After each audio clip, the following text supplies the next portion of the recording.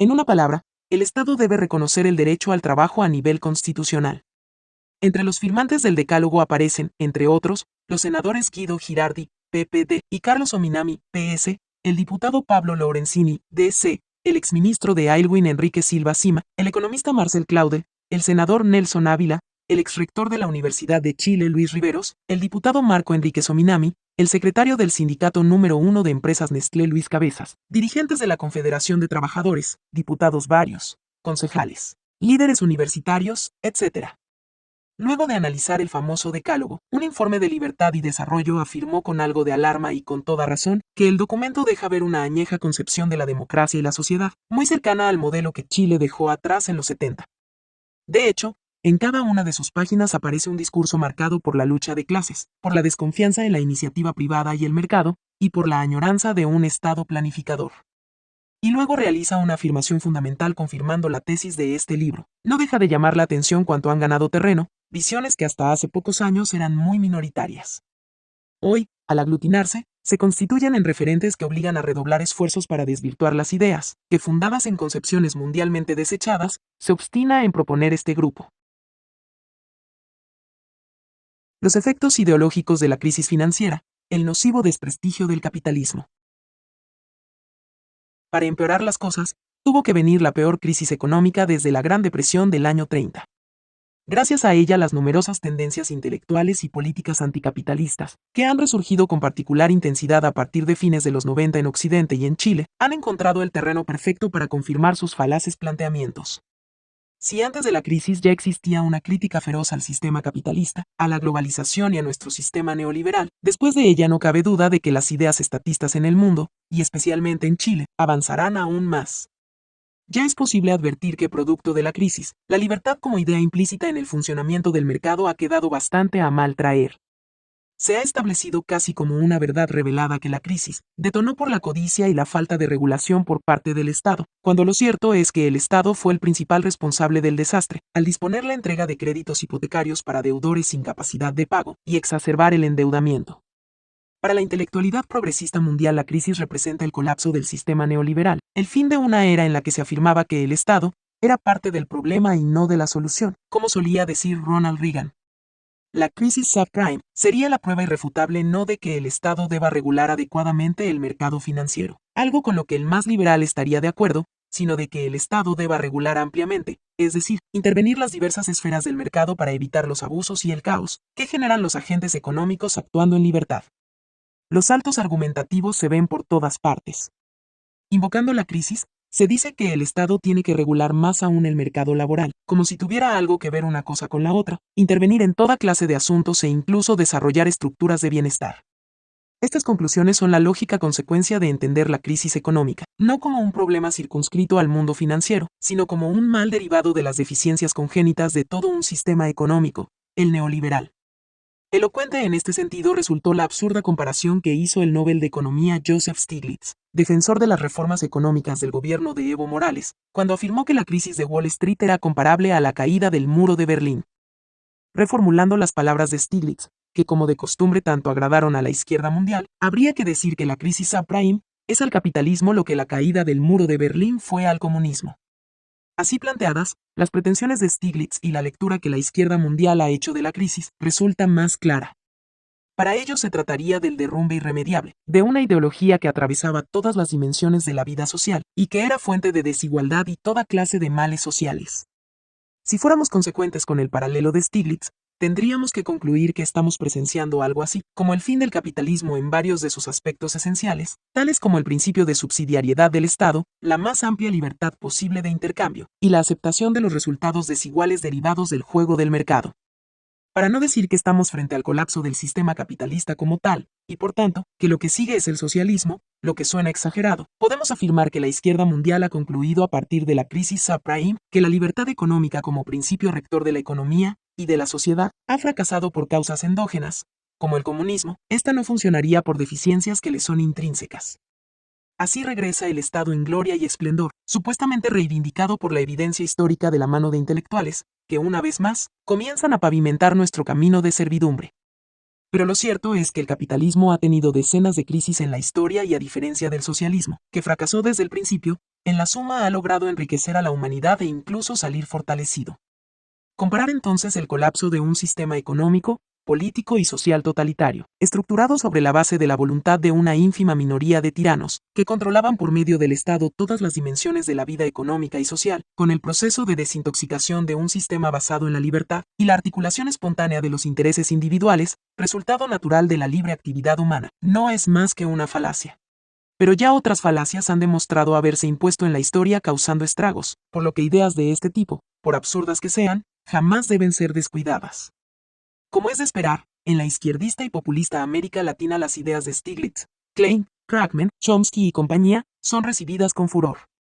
En Chile, el progresismo se regocija ante lo que la izquierda mundial ha calificado como el fracaso de la ideología neoliberal. Para nuestros progresistas chilenos esto es particularmente satisfactorio, porque en la literatura de los grandes académicos progresistas de los países desarrollados, se afirma de manera unánime que esta ideología, cuya creación atribuyen al Nobel de Economía Milton Friedman, surgió en Chile bajo la dictadura militar con los mundialmente famosos Chicago Boys.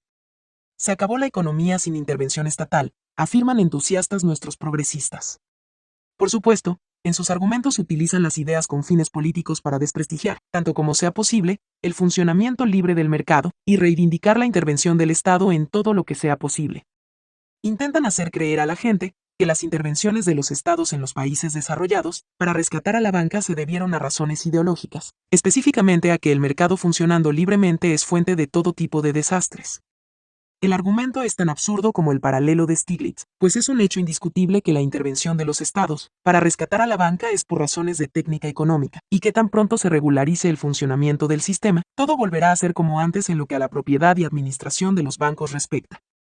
Tan absurdo llega a ser el argumento, que basta recordar que fue lo mismo que hicieron los Chicago Boys en Chile, en la crisis de 1982, ¿habrá sido que de pronto se convirtieron al socialismo? A nosotros como latinoamericanos y especialmente como chilenos, la crisis nos vino pésimamente desde el punto de vista de la lucha por las ideas. A fin de cuentas, es el sistema que nosotros pusimos por primera vez en marcha en el mundo, y que luego copiaron Reagan y Thatcher, el que se ha desprestigiado para gran alegría de la izquierda mundial. Chile experimentará sin duda un endurecimiento del discurso antineoliberal, lo cual presumiblemente influirá por varias décadas, en los cuadros políticos nacionales y en la política económica del país.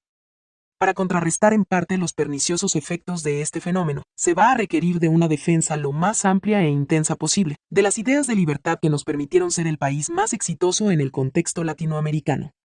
Políticos e intelectuales no progresistas tendrán que abandonar su comodidad y cumplir una función crucial en ese sentido si no quieren ver cómo el proyecto de alcanzar el desarrollo es abortado a instancias de las ideas y políticas estatistas. Ricardo Lagos y la propuesta redistributiva igualitaria. El estatismo del progresismo moderado. La izquierda avanza siempre por dos flancos distintos aunque relacionados, el económico y el relativo a los valores. Ambos son esenciales en la configuración del tejido social influenciándose mutuamente. Así, por ejemplo, la defensa de valores como el esfuerzo y responsabilidad individual son compatibles e imprescindibles en un sistema económico de mercado. En una sociedad en que estos valores se promueven, el Estado necesariamente tenderá a asumir un rol subsidiario, y por tanto a intervenir menos en un amplio orden de cosas, que van desde las políticas económicas como tales hasta la educación escolar y universitaria. Por el contrario, si los valores que se promueven son la llamada justicia social, la igualdad y la solidaridad, entonces las instituciones de un determinado país desarrollarán una función intervencionista, que tenderá a la regulación de las diversas áreas de la vida social. En síntesis, mientras los primeros valores suponen la autonomía del individuo, y por tanto, promueven la no intervención, eso que Berlín llamó libertad negativa, los segundos descreen de la autonomía de las personas propugnando una intervención del colectivo, supuestamente representado por el Estado, para resguardar el interés común o bienestar social.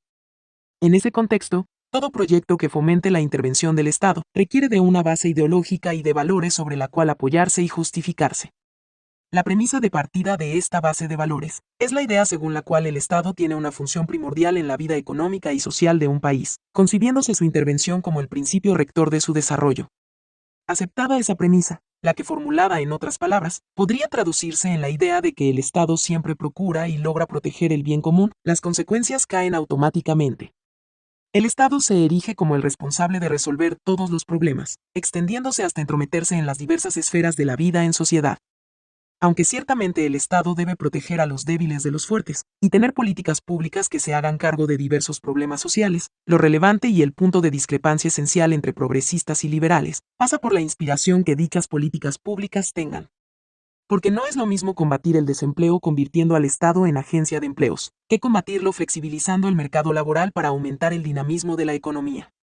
En el primer caso la opción es intervencionista, mientras en el segundo apunta a la subsidiariedad. Esta distinción nos lleva al segundo factor, que jamás es considerado cuando se acepta la premisa que venimos comentando, a saber, que el Estado puede y suele ser la causa de los problemas. En efecto, en numerosas ocasiones, el Estado es precisamente el responsable de problemas sociales como el desempleo, la pobreza y la desigualdad. Así, por ejemplo, es sabido que el desempleo es producto en parte importante de malas legislaciones laborales y políticas estatales proteccionistas o directamente hostiles a la inversión, como las propuestas en el Decálogo Socialista. Lo mismo ocurre con la pobreza, consecuencia muchas veces de un Estado sobreregulador y asistencialista, al estilo del que propuso Eduardo Frei en 2008, que cercena el espíritu emprendedor y asfixia el potencial creativo. Pero digamos algo más sobre la arremetida progresista, en contra del sistema económico liberal que se creó en Chile en la década del 80. Desde fines de los 90, han aparecido en librerías diversas publicaciones de políticos e ideólogos progresistas, buscando atender al desafío de rearticular un proyecto genuinamente socialista acorde a los tiempos actuales. Particularmente interesantes son los breves libros de Jorge Arrate Allende, Sueño o Proyecto. Socialismo del siglo XXI, La Quinta Vía, de Tomás Moulián, y una publicación del expresidente Ricardo Lagos llamada El futuro comienza hoy. De ellos, el más cercano a lo que me parece constituye la dirección económica y social del proyecto progresista moderado, es el de Ricardo Lagos. Dado que a mi modo de ver sintetiza de manera elocuente las ideas medulares del sector de la izquierda que no firmó el Decálogo, y dado el carácter de máxima figura de la izquierda chilena que ostenta Lagos, me detendré especialmente en su publicación para dejar establecido que aún entre los sectores más moderados de la izquierda chilena, la idea de desmontar el sistema económico liberal constituye el objetivo por excelencia de cualquier proyecto futuro. En el prólogo de su breve libro publicado el año 2008, Ricardo Lagos hace una serie de observaciones sobre la crisis financiera internacional. Como era de esperar, el expresidente optó por realizar una lectura ideológica de la misma. En contraste con la visión económica liberal responsable según el expresidente del desastre económico, Lagos señala que el camino del progresismo moderno es uno que conjuga libertad y protección social, e insiste que es por ese camino por el que Chile debe transitar, y no por el de aquellos que apuestan a una visión doctrinaria, en la que el imperio de la ley de la selva en la economía nacional y mundial se nos presenta como el mejor de los mundos, hasta que sobreviene el cataclismo.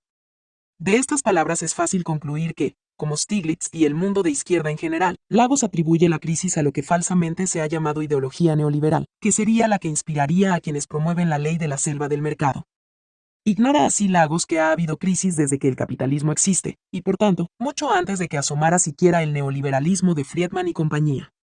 Baste recordar que la Gran Depresión de 1929 ocurrió cuando Friedman tenía 17 años, y que fue una crisis muchísimo más grave que la del 2008. Más interesante y clarificadora resulta aún la primera especulación que se registra en la historia, que tuvo lugar en Holanda en el siglo XVII. En esa ocasión la burbuja se produjo en torno a tulipanes.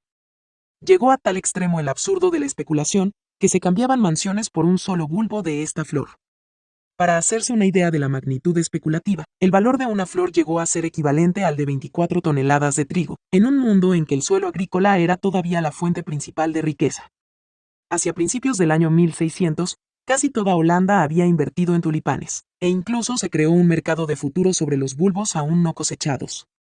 Finalmente, la burbuja estalló arrastrando consigo a todas las clases sociales, las cuales se habían endeudado al extremo de hipotecar sus propiedades para invertir en tulipanes. El resultado fue la quiebra de la economía holandesa. El ejemplo recién descrito nos enseña que la especulación, como bien advirtió George Soros comentando la última crisis financiera, aunque pueda acotarse, es inevitable en los mercados.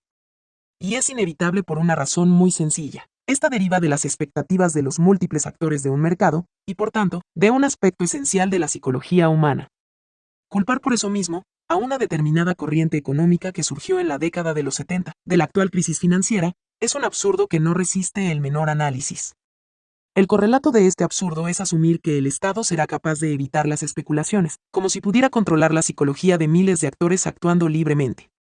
La única forma de lograr algo así sería estatizando todos los medios de producción al estilo de la Unión Soviética. Pero en un sistema de libre mercado, por mucha regulación que exista, la especulación jamás podrá ser eliminada. Comparado con los beneficios del sistema capitalista, que a pesar de las crisis, en la suma final ha enriquecido enormemente a la humanidad, este coste es irrelevante. Más adelante, Lagos sostiene que la crisis financiera del 2008 pondrá en discusión definitivamente la visión conservadora de la economía de mercado, abrirá un tiempo de cambios en la política mundial, traerá otros equilibrios y nos invitará a nuevas formas de pensar el futuro. En eso Lagos desafortunadamente tiene razón. Su opinión ratifica lo que hemos señalado en el capítulo anterior, en cuanto a los efectos que la crisis tendrá a nivel de ideas y, por consiguiente, de políticas públicas y económicas. Con entusiasmo, Lagos señala que será definitivamente puesta en discusión la visión conservadora de la economía, es decir, la visión económica liberal, que él llama conservadora por oponerla a la más estatista progresista, a la que falsamente se ha culpado de la crisis. Lo que se viene, según Lagos, y en esto probablemente tiene razón, es un cambio de eje a nivel de ideas. En lo que a Chile respecta, este cambio de eje pasa, como hemos visto, por desmontar paulatinamente el sistema económico liberal que nos permitió ser exitosos, para construir lo que él llama sociedad de garantías. Según Lagos, esta sociedad de garantías debe asegurar por medio del Estado a todo chileno, por el hecho de ser tal, una calidad de vida bajo la cual ninguna persona debería vivir. Esto significa, como es obvio, el desarrollo de un amplio proyecto redistributivo e intervencionista para remediar las injusticias derivadas del mercado. Cuando es solo el mercado el que hace la asignación de los frutos del crecimiento, la experiencia demuestra que normalmente esos frutos no llegan de una manera equitativa a todos los sectores de la sociedad. Más allá de la inviabilidad práctica de alcanzar, en un país con los niveles de ingresos de Chile, una sociedad de bienestar de tales características, llama la atención la escasa comprensión que Lagos y la izquierda tienen todavía hoy del funcionamiento del mercado. En efecto, pues criticar que en el juego del mercado los beneficios no se reparten de igual manera es no entender la esencia del mercado.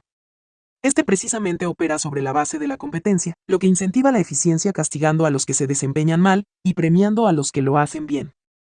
Es un orden espontáneo que no responde a voluntad humana alguna, y cuyos resultados son producto de reglas del juego iguales para todos.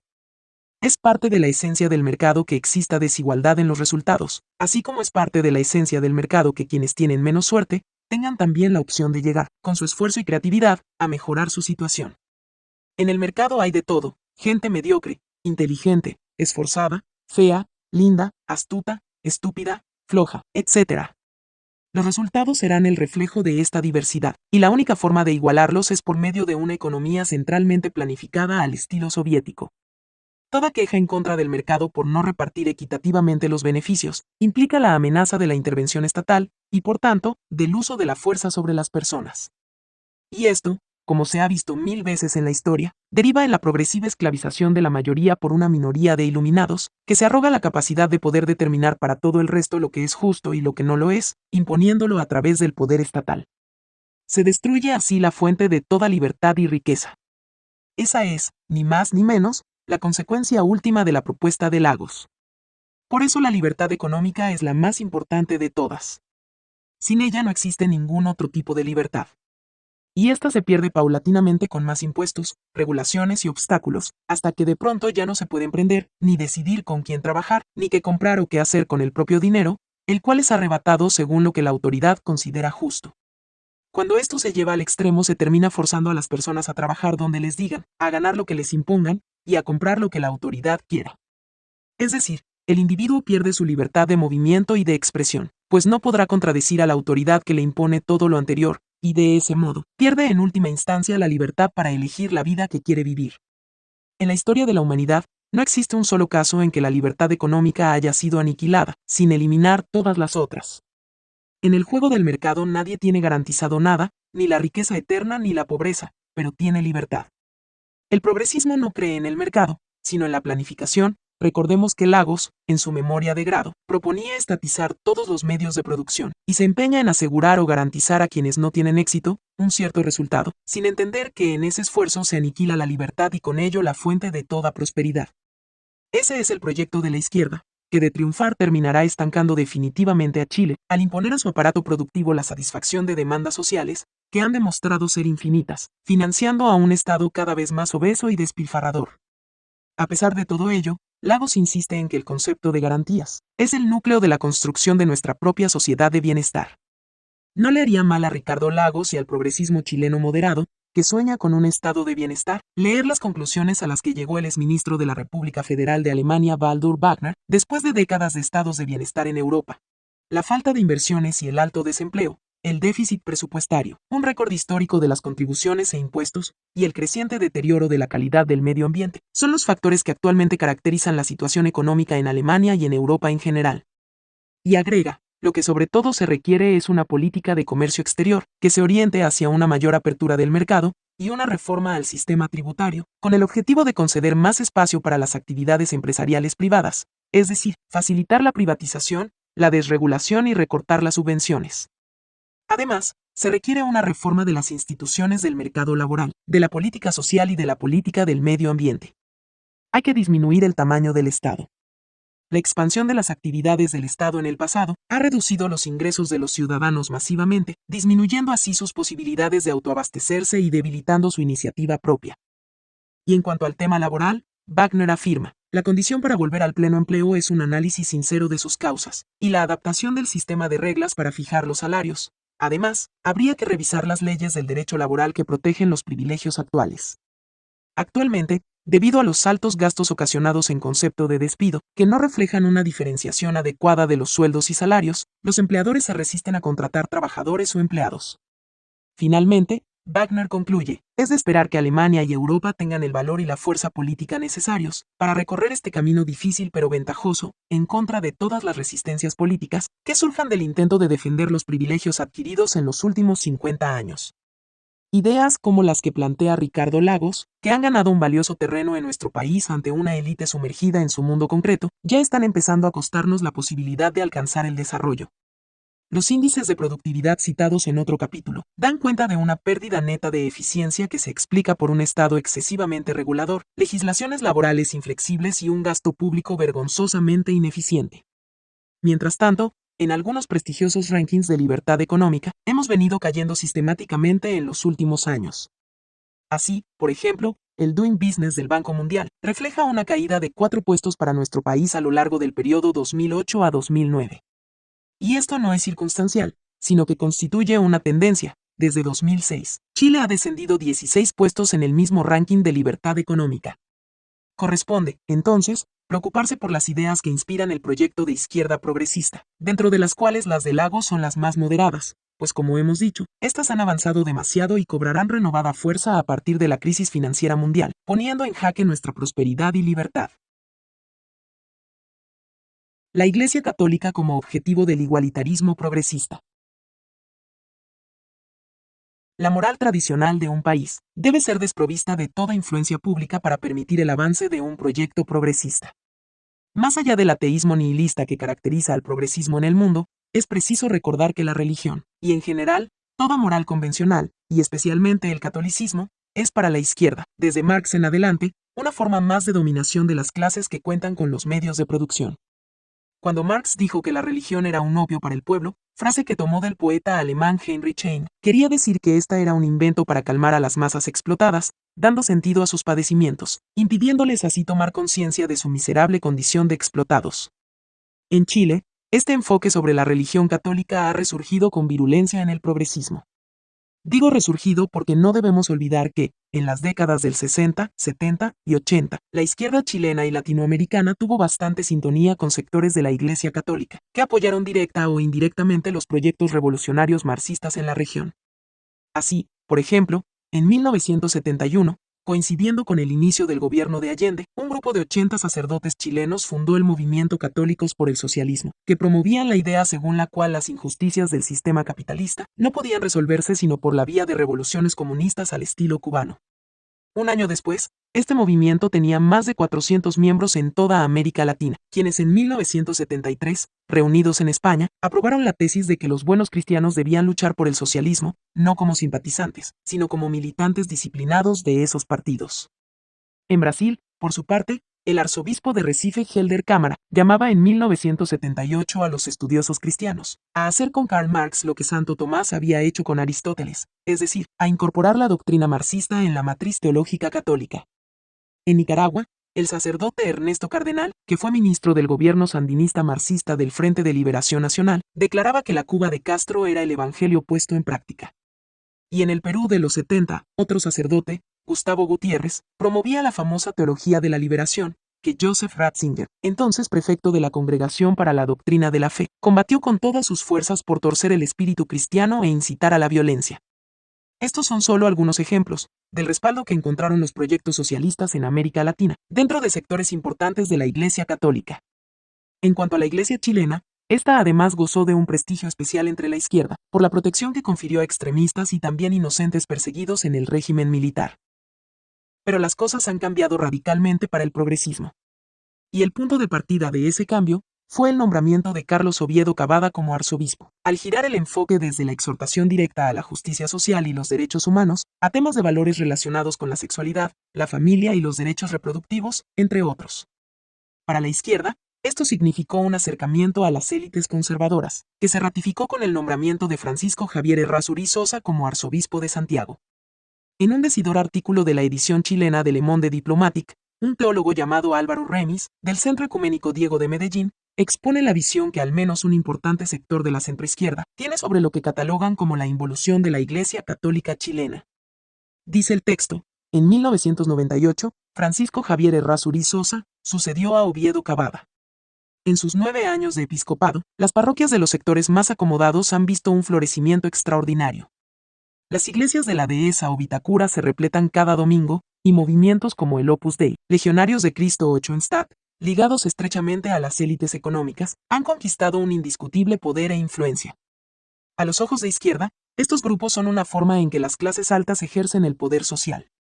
La moral conservadora bajo el alero de la Iglesia Católica no es más que una manera de cerrar las élites en torno a determinados códigos inalcanzables para todo el resto, con lo cual consigue reproducirse a sí misma. De esta forma, las élites logran monopolizar las fuentes de prestigio social, asegurándose de paso las posiciones de privilegio en la sociedad, convirtiendo a la Iglesia en instrumento de los poderosos y viceversa. Ramis dice, aparentemente, la Iglesia Católica chilena parecería estar condenada a mantener el divorcio en que ha caído, por un lado, una iglesia institucional triunfalista, amarrada a la agenda e intereses de la élite económica, y que ya no incomoda a los poderosos sino que sirve fielmente a sus caprichos. Por el otro, una iglesia de base de extracción popular, invisibilizada y empujada a la secularización. La iglesia, al volcarse al mundo espiritual antes que al material, ya no le resulta útil a la izquierda en su propagación de la justicia social y la odiosidad de clases. En otras palabras, ya no sirve a sus intereses políticos, y es por tanto acusada de abandonar a los pobres para irse con los ricos. Como consecuencia, esta se transforma en un objetivo a ser atacado por el discurso igualitario desde fuera de la Iglesia, y desde dentro de ella como modo de provocar un giro en sus prioridades hacia lo social. Este giro, como es obvio, sería extremadamente funcional a los intereses políticos y programáticos de la izquierda, pues le permitiría usar estratégicamente a la Iglesia para dar mayor peso y alcance a su discurso igualitarista, desconcentrándola simultáneamente de su labor central, que es proteger valores sagrados como la vida y la familia, haciendo así de paso también más fácil el avance de la agenda de valores progresista. En otras palabras, triunfo por partida doble. El progresismo, sabiendo perfectamente que el eslogan de la justicia social resulta casi irresistible para sectores de la Iglesia, intenta identificar el rol de esta con las ideas de izquierda. Para ello se ha asilado en la supuesta obligación moral que le cabe con los desposeídos, obligación que por supuesto solo puede ser decentemente satisfecha de la forma planteada por el socialismo, a saber, redistribuyendo la riqueza a través del Estado. Dicho en palabras simples, si la Iglesia está con el pueblo, entonces está con la izquierda, de lo contrario está con los ricos y poderosos. Esta visión marxista lógicamente es inaceptable para la Iglesia. En ese sentido, Monseñor Oviedo no hizo más que corregir el rumbo de una iglesia, en cuyo seno se desataron fuerzas y creencias, aún latentes, que amenazaron con desnaturalizar su función, causando un daño efectivo al bienestar social, al haber dado credibilidad y potencia al discurso de odiosidad de clase socialista. El revisionismo de la izquierda como arma de la lucha política. El caso Allende. En la lucha por las ideas no solo el lenguaje se utiliza como arma política, también los ritos y los símbolos juegan un papel central. Los regímenes totalitarios han entendido muy bien este aspecto, y no han escatimado esfuerzos en colonizar las mentes de los sometidos. Como en casi todo, también en esto nazis y comunistas seguían idénticas estrategias. Los símbolos, la idealización de los líderes, el culto a la personalidad, los despliegues escénicos y la infección de toda la cultura con códigos totalitarios son observables en ambos tipos de socialismo. De particular relevancia para una causa ideológica resulta contar con mitos encarnados en personajes célebres, que el relato encumbra muy por sobre su historia real, al punto de convertirlos en semidioses.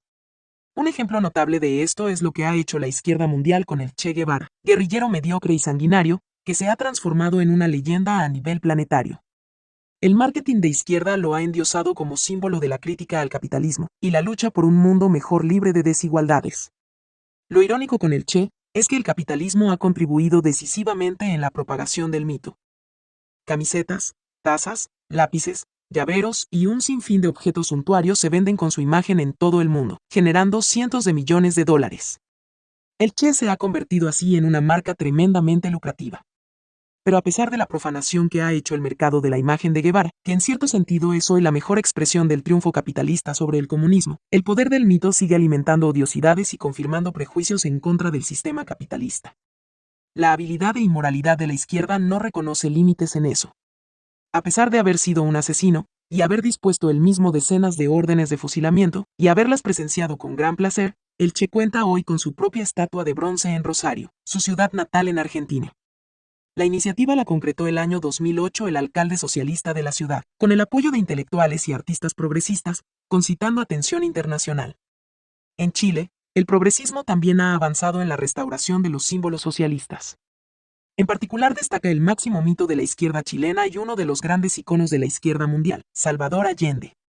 A pesar de haber sido por lejos el peor presidente en la historia de Chile, de haber encaminado al país a una guerra civil, de haber recibido sobornos del gobierno nazi alemán cuando era ministro de Salud, de haber trabajado como agente soviético, y de haber sido un radical antisemita y simpatizante de las ideas racistas de la biología nazi, a pesar de todo eso y más, el socialismo lo ha reivindicado restaurándolo en el ideario republicano nacional. El primer paso en esa dirección fue bajo el gobierno del demócrata cristiano Eduardo Frei Ruiz-Tagle, quien instaló el busto de Allende en la Galería de Presidentes de la Moneda. Luego, el gobierno de Lagos le erigió un monumento en la Plaza de la Constitución, aprobado con votos de derecha.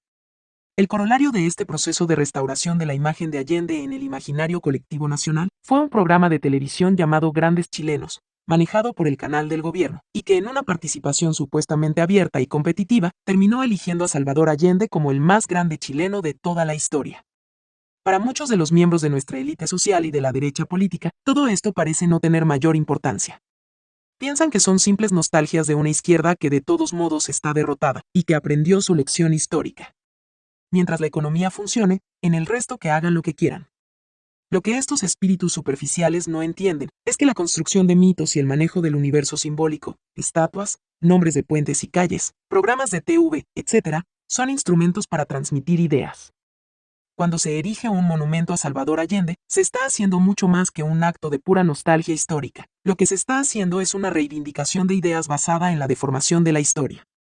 Se le está diciendo al país que el proyecto socialista fue grandioso, que hizo una contribución imprescindible a la historia nacional, y que todos debemos estar agradecidos. Esto, por supuesto, es parte de la estrategia política de la izquierda, para atribuirse una ventaja moral de la que el resto supuestamente carece. Y esa imagen de legitimidad, que cambia la percepción de las masas sobre la historia en mayor o menor grado, también modifica, como es natural, su opinión sobre los actores y las ideas del presente. Es una forma de conferir prestigio a un determinado proyecto o grupo político, por medio de una suerte de transferencia histórica. Los chilenos y chilenas que caminan a diario por la Plaza de la Constitución y ven el busto de Salvador Allende, probablemente en su mayoría, no hacen un análisis racional sobre lo que ven y quizás apenas se detengan a observarlo. Pero no son necesarias más que un par de ideas ya incorporadas en el inconsciente colectivo para que el conjunto produzca efectos. Construir un monumento no solo es rendir honor a alguna figura, sino a todo lo que la figura representa, su historia, su obra y sobre todo sus valores e ideas. Por algo se hacen los monumentos. La izquierda, consciente de lo anterior, es por esa misma razón extremadamente celosa en defender sus mitos. Un ejemplo notable lo constituye el caso del libro del profesor Víctor Farías, Salvador Allende, Antisemitismo y Eutanasia. En él, Farías probó que Allende comulgaba con ideas nazis. El nazismo racista de Allende era tan extremo que incluso propuso, cuando fue ministro de Salud de Pedro Aguirre Cerda, un proyecto de ley para la esterilización de alienados mentales, copiado casi textualmente de las primeras leyes eugenésicas del gobierno nazi en Alemania, y que fueron el punto de partida de todo el proyecto genocida. La negativa de Allende a deportar a Walter Rauff, uno de los peores criminales de guerra nazi que se había refugiado en Chile, y a quien se atribuye la muerte de unos 500.000 seres humanos, se explica, como hace ver Farías, en ese contexto. Como era de esperar, las revelaciones de Farías generaron polémica a nivel mundial. Y por cierto, la izquierda se movilizó. La Fundación Salvador Allende en España, liderada por el socialista y exsecretario personal de Allende Joan Garcés, publicó un par de meses después un libro en respuesta a las revelaciones de Farías. Incluso interpusieron un recurso judicial ante tribunales españoles, para impedir la comercialización del libro de Farías por considerarlo difamatorio e injurioso, siendo finalmente rechazado por la justicia española. El contraste con lo que ocurre con la derecha en el mundo es más que evidente. Mientras la izquierda destina miles de millones a la difusión de ideas y a la organización de la cultura, como diría Gramsci, la derecha y las élites rara vez intervienen, aun cuando se trate de defender su propia imagen. En el caso de la derecha política, la lucha por las ideas se encuentra tan abandonada que ni siquiera se ha atrevido a reivindicar como propio el éxito económico que ha tenido Chile gracias a los Chicago Boys. La derecha se presenta como históricamente huérfana, salvo por los estigmas vinculados a la dictadura, y carece de mitos que permitan contrarrestar la hegemonía cultural progresista. Un tímido intento en ese contexto fue el memorial construido en honor al senador asesinado por el terrorismo de izquierda, Jaime Guzmán. El memorial consiste en un conjunto de figuras de bronce, que se asemejan bastante a las obras de arte moderno, visibles en algunas ciudades europeas, de difícil interpretación y bajo nivel estético. Según se dice, en el lugar no habría querido instalarse un busto con la figura de Jaime Guzmán, por temor a que grupos de izquierda la hubieran destruido con explosivos. Aunque probablemente ello habría ocurrido, la decisión de no poner una figura de bronce de Jaime Guzmán refleja lo alejado que se encuentra un sector político y social chileno, de comprender la importancia del manejo del universo simbólico y mitológico. Un atentado al monumento de Guzmán solo lo habría confirmado como personaje histórico. Ante la imagen pública habría aumentado el prestigio de Guzmán y ratificado la intolerancia de la extrema izquierda que él combatió para evitar que el país cayera en manos de una tiranía marxista. ¿Cuántas veces hubiera sido destruido más se habría dignificado su imagen, frente a un progresivo desprestigio de los agresores? De haber ocurrido así, el golpe simbólico habría sido gigantesco. Pero aun cuando ningún ataque se hubiera realizado al memorial de Jaime Guzmán, una estatua con su figura habría sido mucho más efectiva, para los efectos de restaurar su imagen y las ideas que encarnó. Lo ideal habría sido incluso que ésta se erigiera en alguna comuna popular, y no en el barrio alto de Santiago, pues es ahí donde Guzmán concentró sus esfuerzos. Toca a las clases adineradas hacerse cargo de la cultura. Friedrich Hayek. Encuentra a los intelectuales, financialos y ellos harán el resto. George Soros. Capítulo 3. ¿Qué hacer? ¿Cómo enfrentar el avance de las ideas de izquierda? El ejemplo de Sir Anthony Fisher. En la primera parte de este libro, insistí en la importancia que tienen las ideas y las creencias como motores de la evolución social. Sostuve que las ideas pueden imponerse aún en contra de la evidencia, alterando para mal el curso de la historia, y dije que no es concebible la historia humana sin las ideas. También expliqué lo relevantes que resultan las creencias y valores, como agentes movilizadores de masas y como fuentes de progreso económico y social. Señalé que las instituciones pueden desnaturalizarse si las ideas de quienes las integran se modifican con el paso del tiempo y que normalmente las transformaciones sociales a partir de nuevas creencias se desarrollan lentamente cambiando las sociedades hasta hacerlas irreconocibles. En ese contexto, afirmé que los intelectuales cumplen una función vital al crear y difundir determinadas ideas que, finalmente, por diversas vías, terminan convirtiéndose en patrimonio de una mayoría. Analicé además cómo la izquierda utiliza las ideas, desde la época de formación escolar y universitaria, para crear el capital político necesario para llevar a cabo su proyecto, explicando la importancia que le dan a la cultura y el hábil manejo que hacen del universo simbólico. Para lograr todo eso, dije que los intelectuales progresistas han sido fundamentales, al conferir prestigio a ciertas ideas mientras desacreditan otras. En la segunda parte de este libro alerté sobre cómo ha avanzado el proyecto de izquierda en Chile, instalando una agenda basada en ideas igualitarias de corte socialista, cuyo objetivo final es incrementar la intervención del Estado en todas las esferas de la vida económica y social. Provee, citando sus propias palabras, que la centroizquierda chilena comparte un claro objetivo: liquidar el sistema económico liberal.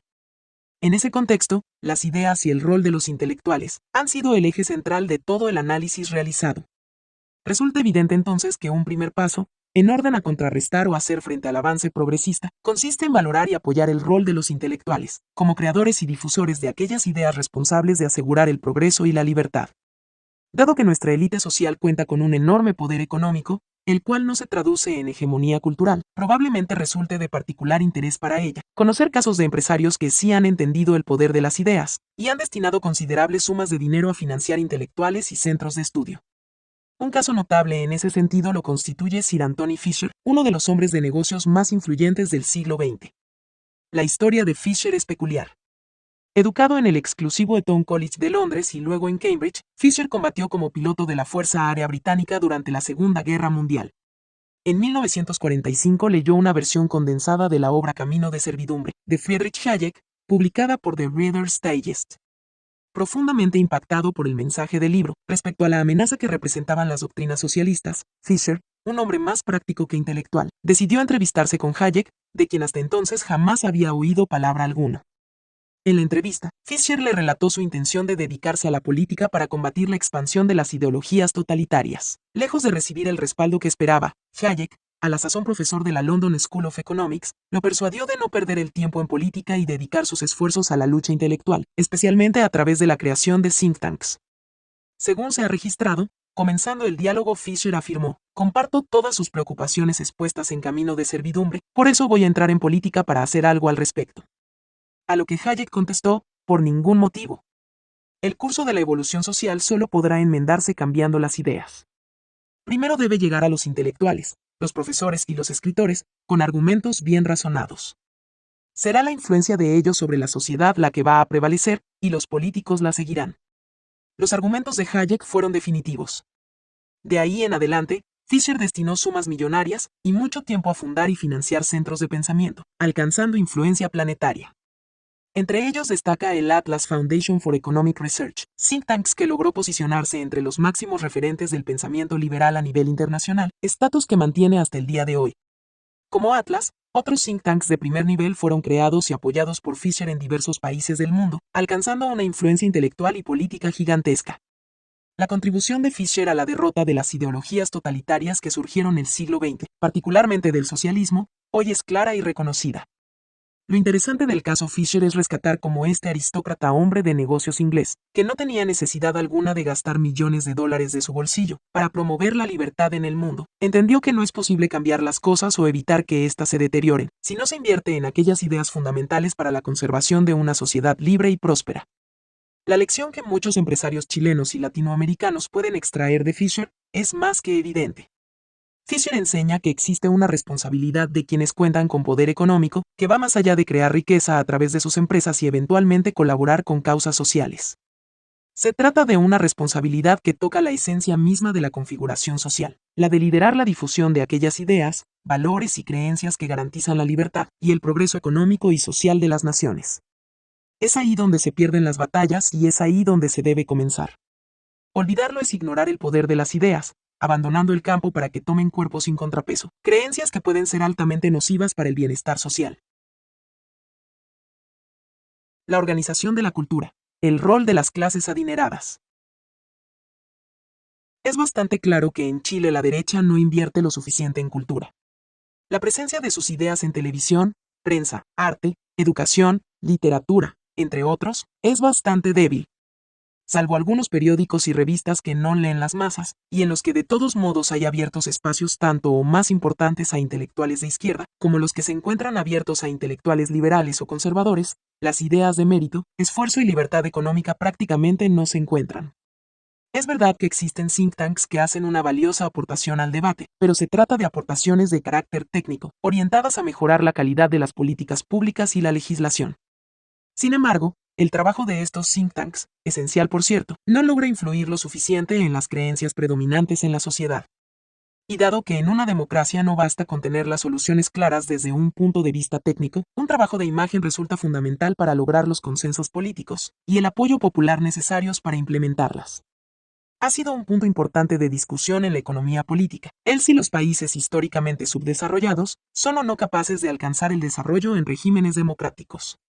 La razón por la que se discute esto es, precisamente, porque lo que desde el punto de vista técnico aparece tan claro, es normalmente inviable ponerlo en ejecución en la esfera política. Esa es la parte más difícil y resulta especialmente compleja en países subdesarrollados, en los que campea el ideologismo, las razones populistas, la corrupción y, sobre todo, la ignorancia ciudadana. La democracia, entonces, siendo el sistema más deseable, presenta serias limitaciones para implementar las reformas económicas y políticas públicas requeridas. Por eso un trabajo en terreno es crucial. Se trata de conferir prestigio a ideas y valores como el mérito, el esfuerzo y la subsidiariedad del Estado, dejando en evidencia el fracaso estatista.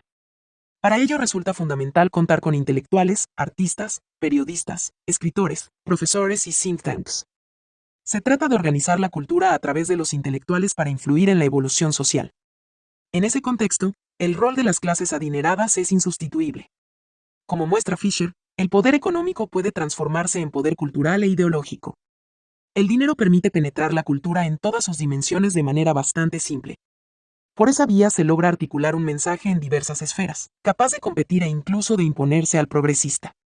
Si las clases adineradas quieren evitar el avance del discurso antielitista igualitario, no les queda otra opción que ejercer hegemonía cultural. Deben financiar a intelectuales y abrirles cuantos espacios sean posibles, para que defiendan las ideas responsables de una sociedad próspera. Los diarios, las revistas, las radios, la televisión, las obras de teatro, por mencionar algunas, son esferas en que debe existir un discurso alternativo al de izquierda, hecho de manera inteligente, sin beatería ni tecnicismos sofisticados. Otro tanto debe hacerse en la educación pública. Ofrecer cursos de formación o charlas complementarias, como modo de mejorar la formación de quienes estudian en colegios públicos, es prioritario. Otro tanto hay que hacer en las universidades. Se debe potenciar y estimular a jóvenes talentosos, para que estudien carreras humanistas y no solo productivistas, con el objeto de ir transformando los códigos progresistas que hoy campean en estas disciplinas. Aún más importante resulta hacerlo con jóvenes talentosos de clase media y de los quintiles más bajos de ingresos. Estos jóvenes deben ser becados para estudiar todo tipo de carreras productivas o no productivas, con el objetivo de que difundan las ideas de mérito y esfuerzo entre sus pares, es decir, en aquellos círculos donde las élites no pueden llegar. Para la imagen de la economía libre, contar con personas que vienen de abajo y defienden el sistema es crucial, pues la credibilidad del discurso es muchísimo mayor. Lo ideal es que una parte importante de ellos se dediquen después a la docencia, y en general, a actividades formativas y que en lo posible alcancen figuración pública, ya sea como actores políticos, analistas, periodistas, etc.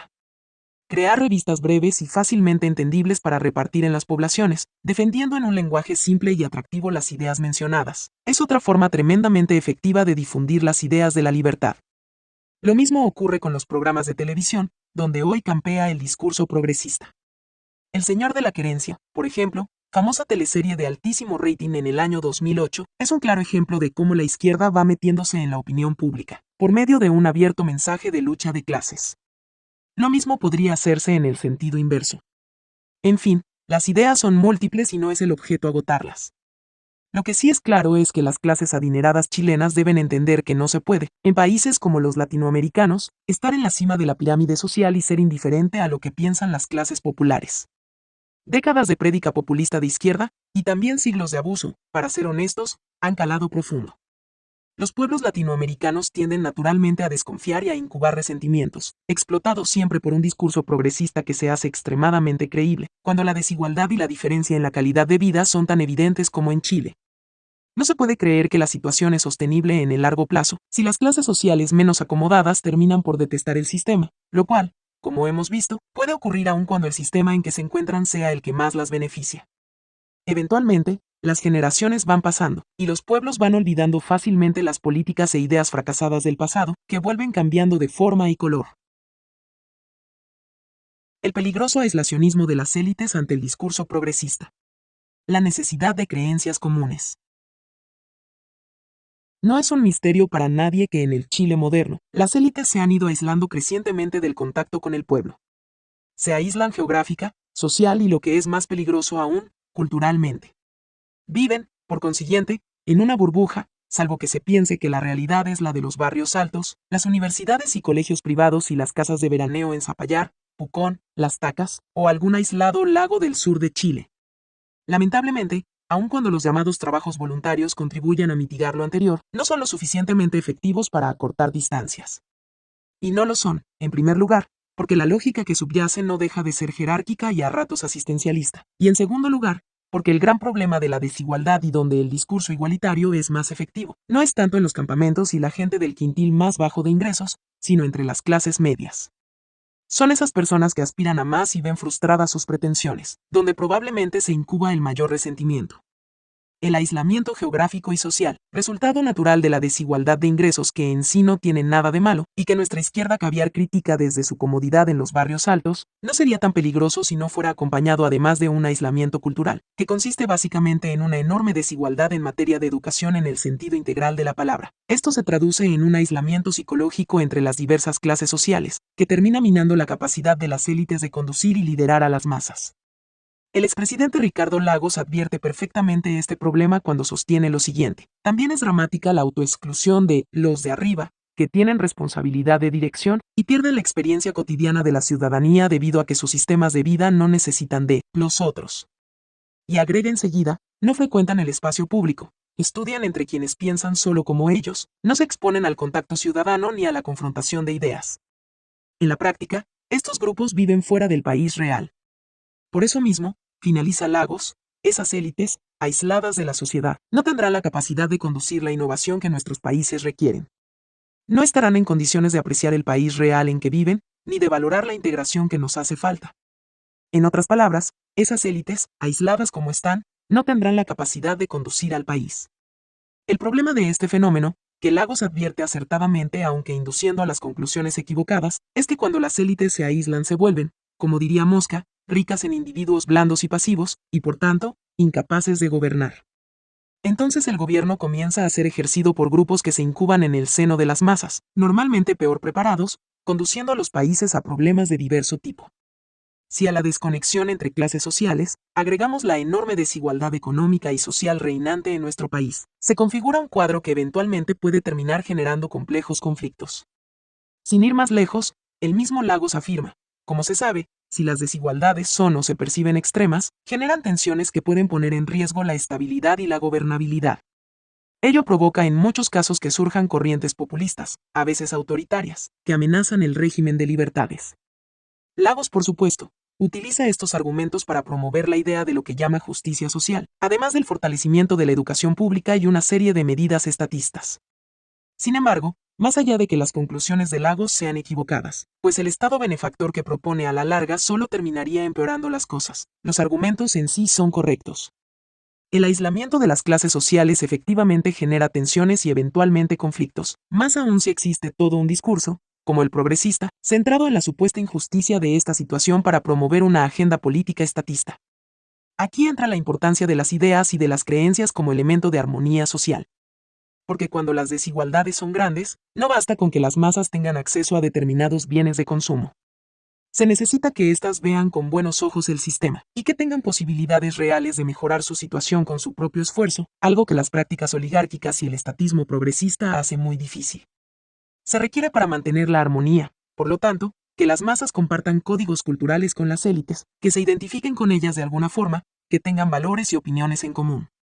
Por eso es importante la defensa de ciertas ideas y principios, particularmente de aquellos valores que sustentan el sistema económico liberal, gracias al cual las élites y el país se han enriquecido.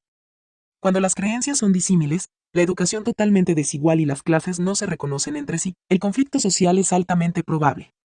Y obviamente, comienza desde abajo, donde no se goza de los privilegios que se ven en minorías ennoblecidas. Nuestros economistas y empresarios se equivocan rotundamente si creen que el consumo basta para calmar a las masas. Se requiere mucho más que eso, se requiere de creencias e ideas comunes, de lo contrario ocurre lo que describe Mosca. En el fondo, una vez que las necesidades básicas han sido satisfechas suficientemente, lo que contribuye de modo principal a hacer nacer y mantener la discordia entre las diversas clases sociales, no es tanto la diferencia de los goces materiales como el pertenecer a dos ambientes diferentes, ya que, para una parte al menos de las clases inferiores, más que las privaciones, lo que puede amargarles la existencia es un mundo superior del cual se ve excluida, un mundo cuyo acceso, sin estar prohibido por las leyes o por privilegios hereditarios, está obstaculizado por una trama de seda sutil, que muy difícilmente se puede superar, la diferencia de cultura, de maneras y de costumbres sociales. Esta, sin embargo, advierte Mosca, no es una ley de aplicación absoluta. Los pobres siguen a los ricos, o mejor, las clases dirigidas siguen a las dirigentes, siempre y cuando estén impregnadas de las mismas opiniones y creencias, y tengan una educación intelectual y moral no demasiado disímil. Lo que se necesita es un trabajo de imagen de las personas exitosas por una parte, y por otra, una defensa de las ideas de mérito sobre las que naturalmente se funda una sociedad desigual. Porque es mucho más tolerable para una persona la desigualdad, cuando la entiende como resultado del mérito y el esfuerzo, y estos, al mismo tiempo, constituyen valores que se promueven en la sociedad, que cuando ve en ella la consecuencia de privilegios hereditarios. Las ideas de mérito y esfuerzo, entre otras, deben constituir un eje central en la construcción de creencias y prácticas comunes, las cuales deben instalarse en nuestro país si queremos asegurar paz social y progreso. Son las mismas creencias que la izquierda intenta destruir por todos los medios, con su efectivo discurso antielitista igualitario, que de la forma en que está planteado, constituye una abierta amenaza para la prosperidad del país. Libre mercado y el catolicismo.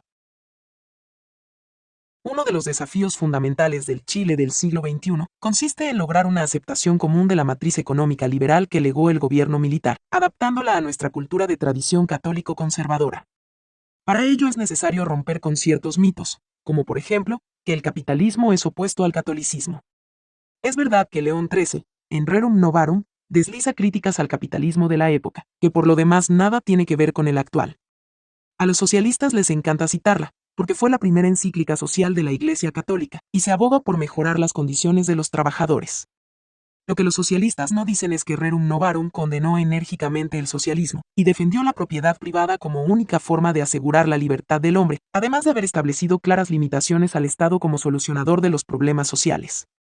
Veamos qué pensaba León XIII del discurso socialista en 1891, cuando ni siquiera existían los regímenes comunistas. Para solucionar este mal, la injusta distribución de las riquezas junto con la miseria de los proletarios, los socialistas instigan a los pobres al odio contra los ricos y tratan de acabar con la propiedad privada estimando mejor que, en su lugar, todos los bienes sean comunes.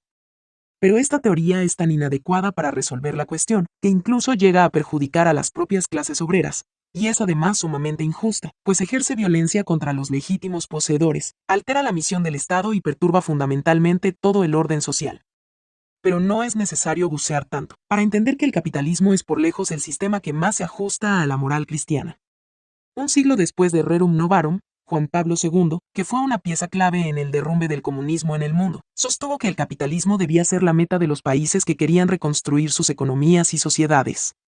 En su encíclica Centesimus Annus de 1991, Juan Pablo II dice textualmente: se puede decir quizá que, después del fracaso del comunismo, el sistema vencedor sea el capitalismo, y que hacia él estén dirigidos los esfuerzos de los países que tratan de reconstruir su economía y su sociedad. ¿Es quizá este el modelo que es necesario proponer a los países del tercer mundo, que buscan la vía del verdadero progreso económico y civil? La respuesta obviamente es compleja. Si por capitalismo se entiende un sistema económico que reconoce el papel fundamental y positivo de la empresa, del mercado, de la propiedad privada y de la consiguiente responsabilidad para con los medios de producción, de la libre creatividad humana en el sector de la economía, la respuesta ciertamente es positiva, aunque quizás sería más apropiado hablar de economía de empresa, economía de mercado o simplemente de economía libre. Esta encíclica, por cierto, causa alergia a la izquierda, que explota el discurso anticapitalista y antiliberal prefiriendo escudarse en una interpretación descontextualizada, parcial y difusa de Rerum Novarum. No entraré con mayor detalle en los fundamentos teológicos de por qué el liberalismo económico es el sistema que mejor responde al espíritu cristiano, pues es un tema de alcance mayor que no es objeto de este libro. Por lo demás, el pasaje citado de Juan Pablo II es más decidor que cualquier teología económica, y contradice no solo las críticas feroces de la izquierda al capitalismo, sino también la postura que han adoptado algunos sectores dentro de la misma Iglesia Católica en América Latina. Así las cosas. A la luz del catolicismo no existe razón alguna para sentir culpa por el enriquecerse en un sistema de mercado libre. Probablemente pocas sentencias pueden interpretar mejor en lo que consiste el mercado y el espíritu liberal, que la máxima formulada en la Biblia que reza: ganarás el pan con el sudor de tu frente. Esta es la máxima que defienden hasta hoy el liberalismo económico y el cristianismo, resistida por los progresistas que en su pasado marxista intentaron derribarla para instaurar en su lugar el paraíso igualitario, ese en el cual supuestamente nadie tendría que esforzarse de más para recibir lo suyo. Asumir este simple hecho, que no se puede ni se debe vivir del trabajo ajeno, habría ahorrado y ahorraría interminables sufrimientos y males a la humanidad. Por supuesto, nada de eso quiere decir que no pueda existir una ayuda focalizada, en quienes realmente ni siquiera pueden hacer el esfuerzo para mantenerse. En eso ni los liberales están en desacuerdo. Pero muy distinto es el estatismo, que interviene todas las dimensiones de la vida social asfixiando la libertad y cercenando el impulso de progreso individual. Benedicto XVI ratificó esta idea en su primera encíclica Daus Caritas Est, realizando una categórica defensa del principio de subsidiariedad del Estado que tanto desagrada a la izquierda. Lo que hace falta no es un Estado que regule y domine todo, sino que generosamente reconozca y apoye, de acuerdo con el principio de subsidiariedad, las iniciativas que surgen de las diversas fuerzas sociales y que unen la espontaneidad con la cercanía a los hombres necesitados de auxilio. Podríamos decir, en consecuencia, que un sistema liberal no solo es compatible con el catolicismo, sino que, como sugiere Juan Pablo II, debe ser promovido por él. La imagen de las élites, la importancia de la filantropía. Dicho lo anterior, debemos pasar a un segundo punto mucho más práctico, pero en sintonía con el primero. Se trata de la imagen de las élites económicas y sociales frente al resto del país. El discurso progresista, como bien detectaba ya hace más de un siglo León XIII en Rerum Novarum, estimula la odiosidad de clases. Aunque de manera más sutil que en el pasado, y a veces con igual virulencia, el discurso igualitario es en esencia un discurso antiélite, lo que en jerga progresista es lo mismo que decir antidominación. En eso el progresismo moderno conserva la matriz de análisis sociológico marxista, según la cual quienes se encuentran en la cúspide de la pirámide económica y social, dominan y someten por diversas vías a los demás. Planteado como está en el Chile actual, el discurso igualitario fomenta el resentimiento y la envidia de quienes tienen menos. Esto es bastante evidente. Es cosa de prestar la mínima atención para percatarse que el énfasis del discurso en Chile está puesto en la distribución y no en la productividad de los sectores menos aventajados. La diferencia entre ambos enfoques es fundamental. Mientras el enfoque redistributivo implica un juicio de valor, clásico en la moral de izquierda, y, por tanto, una condena a la desigualdad en sí, específicamente al excesivo enriquecimiento de unos pocos, el enfoque productivo, por el contrario, implica una valoración positiva de la riqueza, cuestionándose por la fórmula para lograr que las clases sociales desaventajadas mejoren su calidad de vida. Los primeros, entonces, se preocupan por quitarle al que tiene más, para supuestamente darle al que tiene menos, lo cual implica automáticamente un Estado más grande e interventor. Los segundos se concentran en ver cómo hacer para que el que tiene menos logre por sí mismo crear mayor riqueza y mejorar su situación. De este modo, el enfoque redistributivo es antielitista y estatista, mientras el productivo es pro ascenso social, meritocrático y partidario de la subsidiariedad del Estado. Tenemos así, irónicamente, que el verdadero discurso a favor del progreso es el económico liberal y no el de izquierda. Lo que hay que entender en todo esto es que la lógica redistributiva constituye la esencia de todo discurso progresista y que, en consecuencia, toda consideración sobre las condiciones de productividad será inevitablemente relegada a un segundo plano. Esto explica el que no exista ningún país donde haya prevalecido el discurso de izquierda que no se haya estancado económicamente. La razón de esta identidad entre progresismo, intervencionismo redistributivo y pobreza es sencilla. Si el discurso igualitario aceptara dentro de sus premisas fundamentales consideraciones productivas, se vería necesariamente obligado a aceptar también la subsidiariedad del Estado y, por tanto, la desigualdad resultante del mercado. Y en ese caso ya no tendría sentido la redistribución en aras de la igualdad y la justicia social. Pero el igualitarismo es además fácil y efectivo como discurso. La envidia forma parte de la naturaleza humana y especialmente de la cultura chilena, y estimularla en contextos de gran desigualdad resulta tremendamente rentable políticamente. Además de la necesidad de creencias comunes y de reivindicar las ideas de mérito y esfuerzo, de manera que las élites realmente sean respetadas como los mejores y no como simples herederos, resulta central que éstas exhiban la forma en que contribuyen a mejorar la vida de otras personas. La verdad es que los ricos en Chile gozan de mala fama, entre otras cosas, porque son considerados unos avaros. Este, por supuesto, es un prejuicio que en muchos casos no se aplica, pero es altamente nocivo y generalizado. Da la impresión de que las grandes fortunas chilenas no ayudarán a nadie más que a sí mismas con su enorme riqueza. Por eso, el empresario del hierro Leonardo Farcas despertó tanta simpatía popular el año 2008. Preguntaba a la gente por el despilfarro de este personaje, ésta siempre destacaba el hecho de que, por lo menos, Farcas ayudaba a otros con su dinero, mientras el resto de los ricos no ayudaba a nadie. Aquí nos topamos con un problema relevante que implica dos aristas. La primera es que, Sin duda, en muchos casos se podría ayudar bastante más de lo que se ayuda a gente que lo necesita. La filantropía, para que nos engañamos, es bastante mezquina. Pero también hay casos de empresarios que aportan y de los que jamás nadie se entera. Y ese es un grave error. Esto hay que entenderlo. No se puede. En un país en que el 85% de las personas gana menos de 350,000 pesos mensuales, hacer tal publicidad del éxito de unos pocos, siempre los mismos, sin mostrar que al menos parte de ese éxito se comparte con otros menos afortunados. La filantropía con exposición pública es un factor importante en la atenuación de la odiosidad de clase y de las tensiones sociales. La rearticulación del discurso político de la derecha. De la técnica a las ideas. En concordancia con lo que se ha venido diciendo hasta ahora, el discurso de la alternativa política al progresismo debe articularse esencialmente en torno a ideas y valores, dejando en un segundo plano las propuestas técnicas más elaboradas. Se debe entender de una buena vez que a las personas comunes y corrientes la técnica no les dice absolutamente nada. La mayoría ni siquiera entiende la diferencia entre 1.000 millones de pesos y 100 millones de dólares. Por eso mismo, y por una empatía cultural con la deshonestidad propia de América Latina, es que nuestro pueblo tiene un umbral de tolerancia altísimo con la corrupción y el despilfarro. No basta con repetir majaderamente cuánto se despilfarró aquí y cuánto se robó allá. Si eso fuera suficiente, Michelle Bachelet jamás habría salido elegida presidenta después de los escándalos de descarada corrupción bajo el gobierno de Ricardo Lagos. La crítica a la corrupción e ineficiencia de los gobiernos de izquierda es por tanto tan solo un aspecto de cualquier pretensión presente o futura de llegar al gobierno. El otro aspecto, y el más relevante, tiene relación con las ideas y los valores con que se identifica la ciudadanía. Ahí debe desarrollarse un discurso liberal, conservador e incluyente, que interprete la histórica tradición católica de nuestro país y la combine con los principios fundamentales del sistema económico liberal anglosajón. No se puede importar sin más el sálvese quien pueda de los norteamericanos.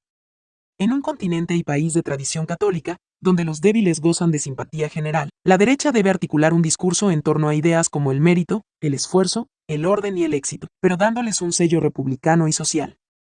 Para Chile, un país históricamente paternalista que pasó de la hacienda al Estado, la idea de que las élites se preocupan por el bien común no solo es imprescindible para asegurar armonía social, sino necesaria por el ADN mismo de nuestra cultura. No hay nada peor para nuestro pueblo que el desamparo. La izquierda ha captado muy bien esto ofreciendo la protección y el bienestar por la vía del Estado. El eslogan de campaña de Bachelet, "Estoy contigo", un golpe brillante del marketing político, recogió con gran éxito esta sensibilidad psicológica nacional. Como una madre que cuida a los hijos, una angelical Bachelet les prometía protección, aludiendo directamente al proyecto de Estado de bienestar de la izquierda. Contra eso la derecha puede perfectamente competir aprovechando otro aspecto esencial de la psicología chilena, el impulso de superación. Chile es un país de nuevos ricos y las ansias de progresar a todo nivel son insaciables. Todos quieren vivir en un mejor barrio, comprarse un mejor coche, mandar a sus hijos a mejores colegios, etc.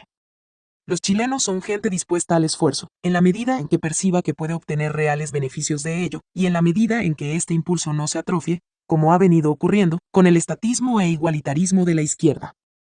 La historia reciente prueba esta cuestión. Si los chilenos no tuvieran un potencial gigantesco para el capitalismo, entonces jamás podríamos haber logrado crecer a tasas de prácticamente 8% durante una década, con el éxito rotundo que alcanzamos. La combinación entre el discurso de la superación individual, con un discurso crítico respecto a la carga que el Estado pone sobre los hombros de las personas vía impuestos y regulaciones, debe ser uno de los ejes del proyecto político alternativo al progresista. Planteadas de manera sencilla y clara, estas ideas suelen ser altamente rentables desde el punto de vista político. La fórmula podría sintetizarse más o menos así: las ideas de mérito y esfuerzo como eje del progreso individual, insertadas en el discurso católico cristiano, el éxito como prueba de las capacidades y el trabajo personal, las élites como grupo exitoso por propio esfuerzo, y al mismo tiempo como grupo preocupado por el bien común. El Estado como garante del orden, reglas del juego claras y apoyo focalizado a quienes no pueden por su esfuerzo salir adelante. En pocas palabras, la derecha como referente del orden y el verdadero progreso. Desde luego, estas son tan solo algunas líneas muy básicas para articular un discurso de derecha coherente, atractivo y al mismo tiempo opuesto al progresista. Con el tiempo habrá que pensarlo mejor y desarrollar esta propuesta. Lo que sí es claro por ahora es que la derecha política, si podemos hablar así, no tiene otra alternativa que ponerse a pensar en estos temas, si quiere ser capaz de elaborar un proyecto y dotarlo de contenido. porque el discurso de las políticas públicas es vacío e ininteligible políticamente hablando, y más patético es basarse en los errores y horrores de la izquierda para aspirar, como mal menor, a alcanzar el poder.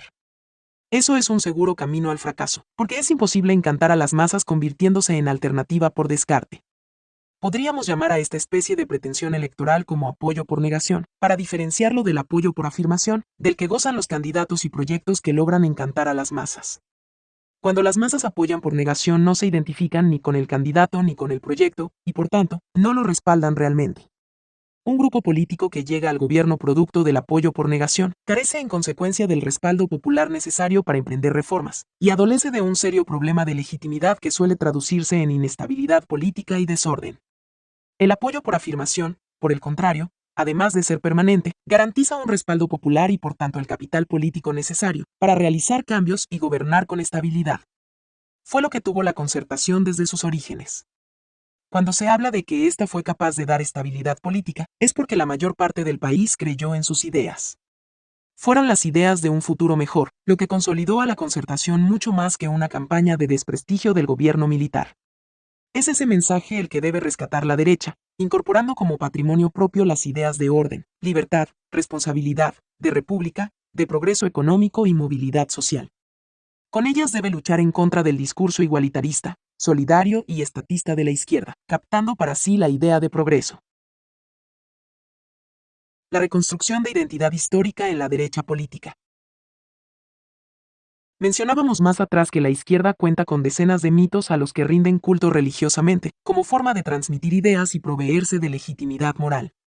La derecha política, por el contrario, carece de mitos y de identidad histórica más allá de su estigmatización como golpista y pinochetista.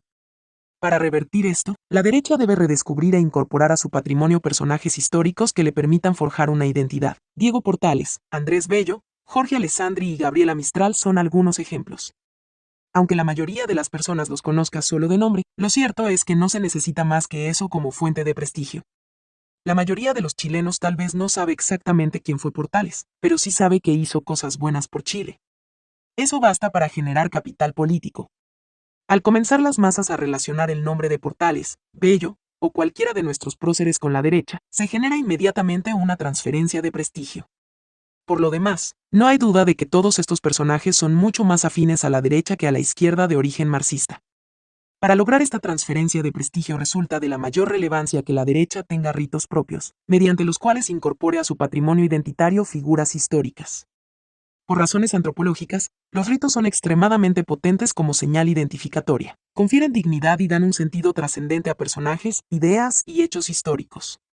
Los homenajes, las ceremonias, las formalidades y la puesta en escena, todas esas cosas son esenciales. De Gabriela Mistral, por ejemplo, se puede rescatar la profunda admiración que profesaba por la ética del trabajo del pueblo estadounidense, directamente vinculada a las bondades de un sistema económico basado en la libertad y el esfuerzo personal. Aunque pocos lo sepan y a la izquierda le cause escozor, Gabriela Mistral era una fervorosa admiradora de los Estados Unidos. En su ensayo El Grito, de 1922, Mistral escribía: discutimos incansablemente mientras el norteamericano hace, ejecuta. Nos despedazamos mientras él se oprime como una carne joven, se hace duro y formidable. Suelda de vínculos sus estados de mar a mar. Hablamos, alegamos, mientras él siembra, funde, asierra, labra, multiplica, forja, crea con fuego, tierra, aire, agua, crea minuto a minuto, educa en su propia fe y se hace por esa fe divino e invencible. América y solo América. Qué embriaguez semejante futuro, qué hermosura, qué reinado vasto para la libertad y las excelencias mayores. Otro tanto podría hacerse con la preocupación de Bello y Portales por el orden. El ideal de autoridad, esencial en el imaginario colectivo nacional, no puede ser encarnado por la izquierda históricamente recelosa de toda forma de dominación. La derecha, en cambio, podría perfectamente representar las ideas de orden, libertad y autoridad como parte de su identidad política. Sobre Bello no hay que olvidar que, además de su profunda preocupación por la educación, creía firmemente en los principios del liberalismo económico que conoció en Inglaterra. Uno de los grandes méritos del Código Civil es que se incorporan como ejes centrales el respeto por la propiedad privada y el principio de libre circulación de la riqueza, los cuales Bello entendía como imprescindibles para el progreso económico y social. En la tarea de acuñar ideas y conferirles prestigio, la derecha no puede dejar de hacer esfuerzos inteligentes y serios para desenmascarar las ideas de izquierda. Eso se puede hacer de manera directa e indirecta. hasta hoy no se ha realizado. Por ejemplo, un documental serio sobre lo que realmente fue el gobierno de la Unidad Popular. Toda la historia comienza en 1973 y se detiene en la violencia del gobierno militar, mencionando levemente algunos desaciertos del gobierno de la Unidad Popular. No se trata de reivindicar el gobierno militar, sino de contrarrestar la tergiversación histórica de la izquierda, recordando a Chile el desastre que fue el gobierno de Salvador Allende, identificándolo con la historia de la izquierda chilena. Este es solo un ejemplo de lo que se puede hacer en la guerra de imagen, que la derecha se ha negado sospechosamente a dar. Se trata de derribar mitos del adversario y posicionar los propios como forma de generar capital político. Intelectuales y políticos de derecha, una alianza necesaria.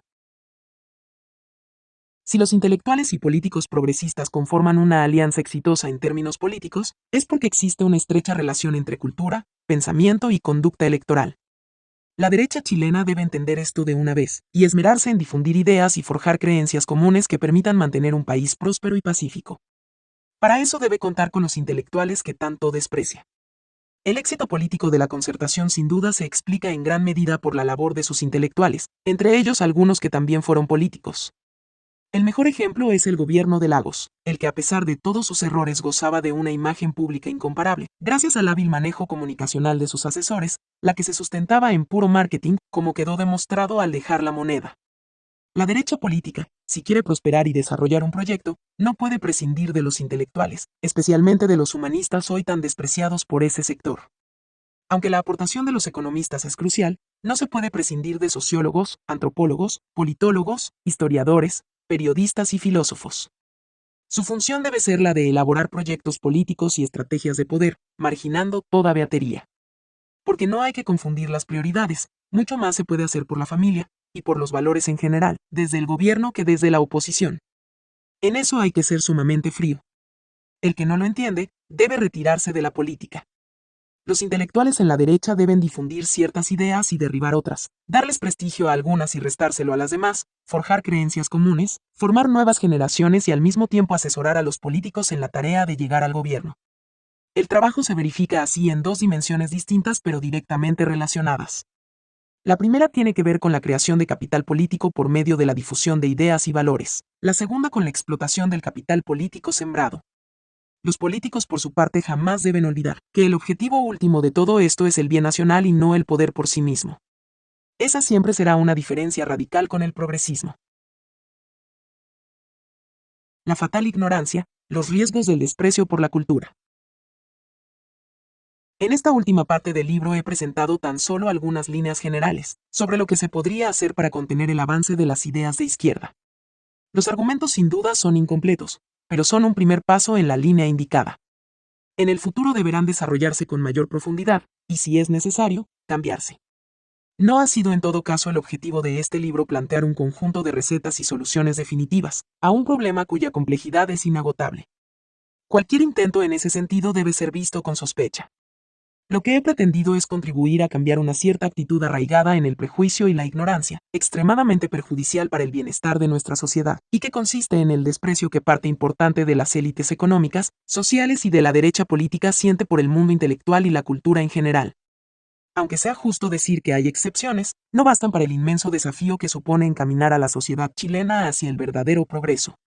Para ello se requiere de personas conscientes de que finalmente es la cultura, es decir, las ideas y valores dominantes en una sociedad, lo que marca la diferencia entre el éxito y el fracaso, entre el bienestar y la ruina general.